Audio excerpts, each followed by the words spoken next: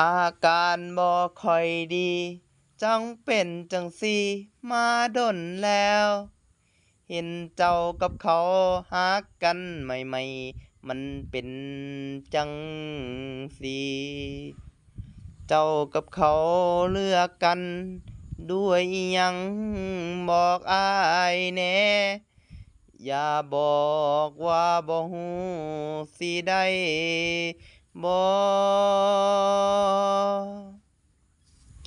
อ้ายรักเจ้าอยู่เด้อค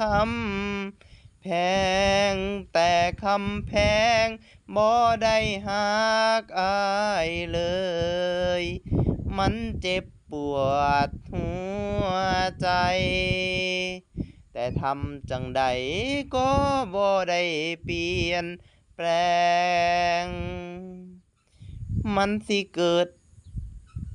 กับตัวอ้ายจั่งใดก็บ่สนมันสิทำให้เจ้าทุกข์ทนทรมานกับเขาเจ้ารู้บ่อาจจะอยู่กับอ้ายแล้วมีความสุขกับอ้ายก็ได้แต่เจ้าเลือกเขา